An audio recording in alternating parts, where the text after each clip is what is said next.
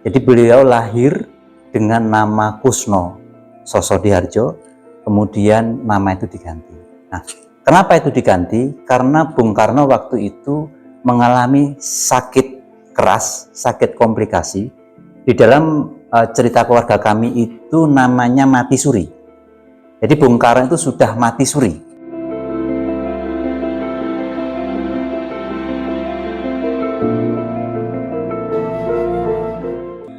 Kita tahu nama presiden kita adalah Soekarno. Ini tercatat di dalam teks proklamasi. Hanya orang belum banyak tahu bahwa nama Soekarno itu adalah nama yang kemudian. Jadi beliau lahir dengan nama Kusno Sosodiharjo, kemudian nama itu diganti. Nah, kenapa itu diganti? Karena Bung Karno waktu itu mengalami sakit keras, sakit komplikasi. Di dalam cerita keluarga kami itu namanya mati suri. Jadi Bung Karno itu sudah mati suri karena sakit sudah sangat parah. Kita bisa melihat ini di dalam catatan Cindy Adam. Beliau itu sakit antara tipes, malaria, disentri. Jadi ada 3 penyakit ini. Sakitnya sangat parah. Keluarga kami menyebut sakitnya itu mati suri. Jadi Soekarno itu sudah mati. Kusno itu sudah mati. Nah, kemudian ini diobati Soekarno yang sakit komplikasi itu, yang mati suri itu diobati oleh sosok yang namanya Raden Mendung. Di mana posisinya penyembuhan itu dilaksanakan di Desa Kedung Pring di wilayah Jombang, masuk distrik Karsidenan Poso, hanya waktu sekarang ini namanya Kabuh, di Kabuh. Namun kalau kita melihat yang namanya Desa Kedung Pring itu memang nggak ada.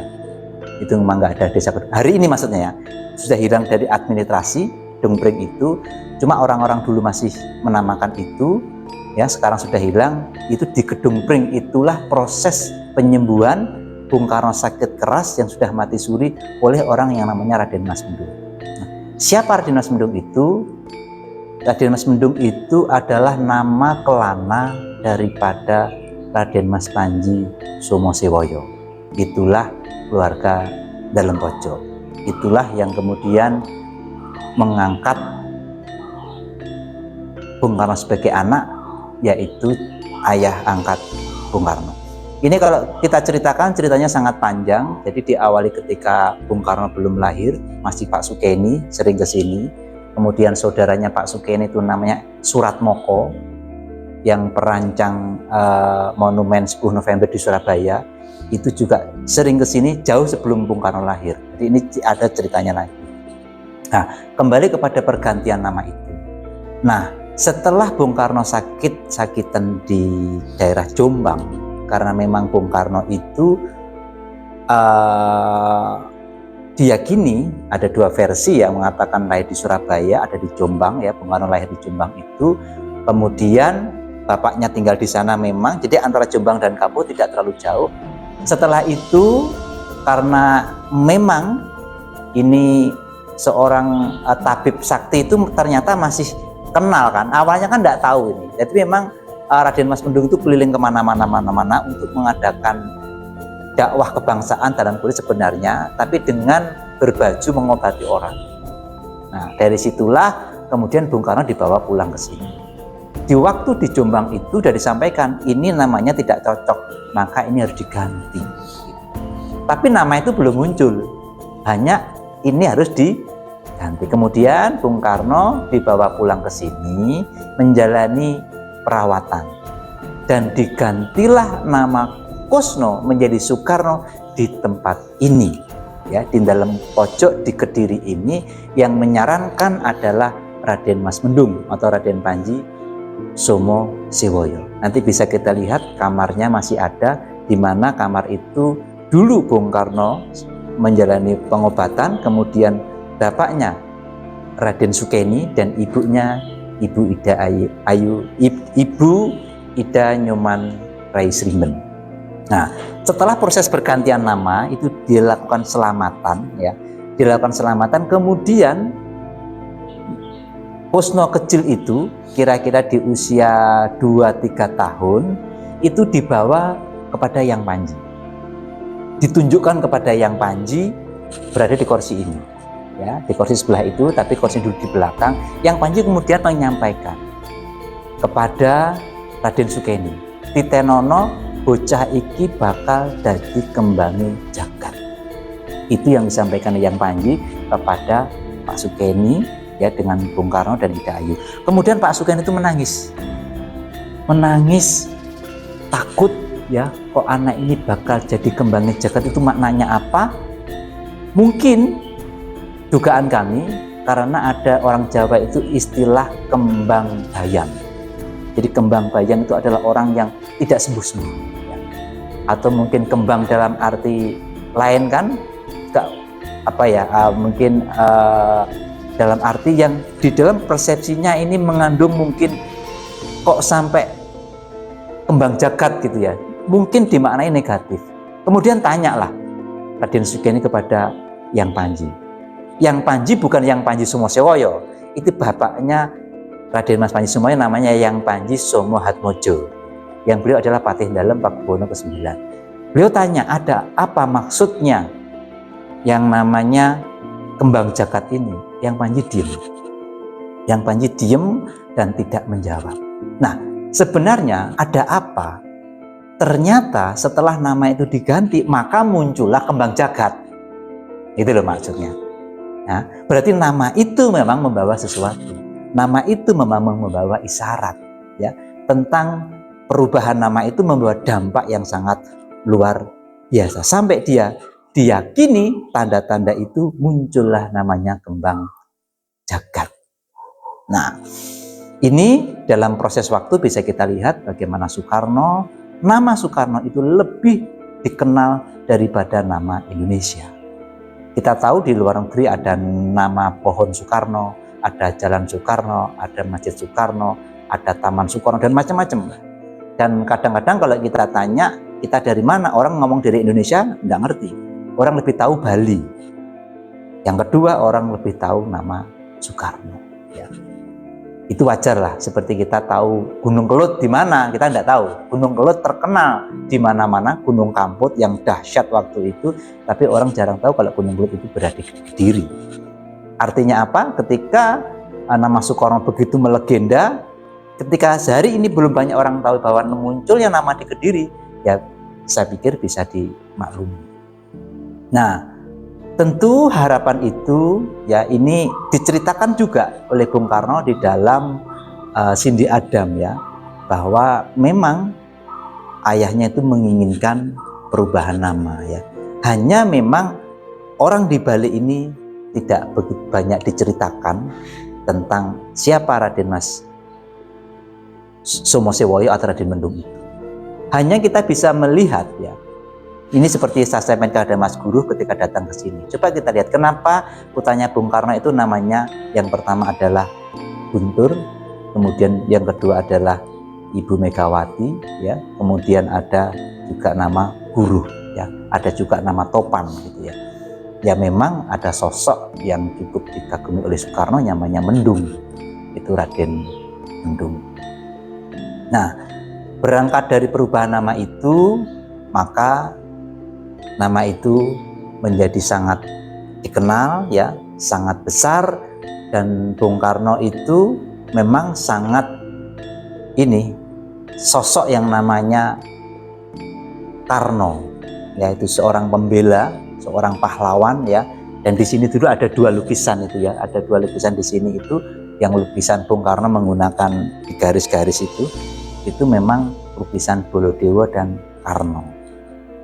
Itu nama yang sangat sosok yang sangat dikagumi, seorang yang betul-betul mencintai negerinya, mencintai negaranya, dan itu melekat pada Soekarno. Poinnya tentang nama Soekarno itu terkait pertanyaan bahwa itu membawa hoki, itu membawa perubahan hidupnya, memang nama itu sudah diisyaratkan oleh Raden Mas Panji Sumatmojo bahwa bocah iki bakal dadi kembange jagat. kita tidak bisa melihat sepotong ya. Maksud saya hanya sepotong cerita tentang pergantian nama. Ini harus kita lihat dari proses panjangnya. Nanti akan kita awali proses itu tentang kisah cintanya Ibu Ida Ayu Nyoman Raisriben dengan Bapak Raden Sugeng. Itu satu. Itu kata kunci untuk nanti yang itu semuanya punya benang merah. Tidak tiba-tiba kenapa nama itu dimunculkan di Kediri, kenapa tidak dimunculkan di Jombang, ya. Dan kenapa harus dibawa pulang ke Kediri, dan mengapa pergantian itu diselamati juga di Kediri. Nah, ini supaya kita melihat tidak sepotong ya. Nanti itu ada kata kuncinya, yaitu tentang pohon kantil yang mempertemukan bapak ibunya Bung Karno. Satu. Yang kedua, Bung Karno sendiri mengatakan di dalam buku Sindi Adam, bapak saya keturunan Kediri, bapak saya keturunan Sultan Kediri. Kenapa dia tidak menyebut Blitar, Surabaya, Jombang, Solo, Jogja misalkan, Tulungagung misalkan, ya, atau dia mengatakan Grobogan? Tidak. Bung Karno mengatakan ibu saya dari Bali, bapak saya dari Kediri. Ini tentu mempunyai makna-makna yang mendalam. Nah, berikutnya bagaimana kemudian cerita panjang nanti menyangkut kepada bagaimana Bung Karno luka, ada luka di pelipis, jatuh di dalam pojok, bagaimana Bung Karno belajar pidato secara mental, spiritual, ya, bukan hanya belajar intonasi, diksi dan seterusnya, yaitu di dalam pojok. Bagaimana nanti Bung Karno kunjungan pertama kali presiden juga ada di dalam pojok. Mungkin jika kita melihat itu semuanya, bisalah semakin lengkap. Jadi poinnya tentang pergantian nama Kusno menjadi Soekarno memang tidak banyak diceritakan dan orang tidak tahu, ya.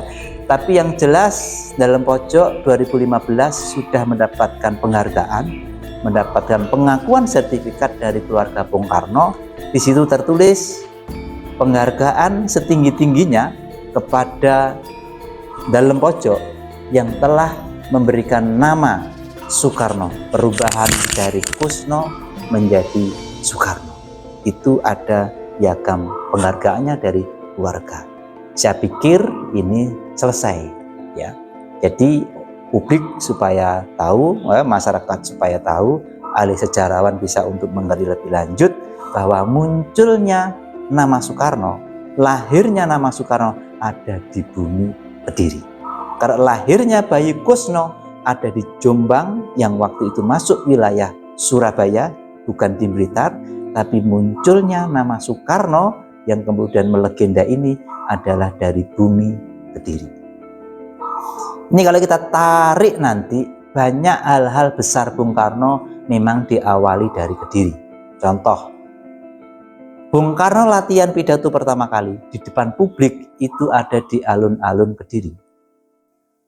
Bung Karno membangkitkan kembali PNI setelah dibubarkan oleh Belanda sekitar tahun 49 itu juga berada di Kediri.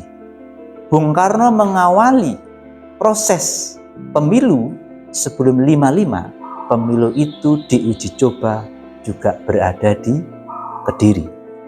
Bung Karno memerintahkan Jenderal Sudirman untuk gerilya, merebut negara kesatuan Indonesia. Pada agresi kedua itu juga berangkat gerilyanya dari bumi Kediri. Kalau ini kita telusur ke belakang, memang bicara negara ini tidak bisa lepas dari Kediri. Pertama, kita bicara tentang Sang Merah Putih. Sang Merah Putih pertama dikibarkan di bumi Kediri oleh Jayakatwang pada masa abad 12. Bahkan kalau kita bicara lambang Garuda, Pancasila yang hari ini menjadi lambang negara kita, itu inspirasinya dari Garuda, yaitu masa Airlangga sebelum Jayakatwang. Kita bicara Bhinneka Tunggal Ika yang ditulis oleh Empu Tantular, tidak lepas dari Kediri karena Empu Tantular itu adalah keturunan dari Empu Bahula Empu Bahula itu dari Empu Barada. Apa poinnya? Bicara merah putih, bicara lambang negara Garuda Pancasila, Kediri. Bicara bendera negara Sang Merah Putih, Kediri. Bicara Bhinneka Tunggal Ika, Kediri. Bahkan yang baru-baru ini kita lakukan adalah kita berbicara tentang Pancasila. Awal mulanya 1918 digali oleh Soekarno dari bumi Kediri. Untuk itu tidak khayal kalau ini menguatkan, maksud kami menguatkan bahwa munculnya nama Soekarno pun dari bumi Kediri.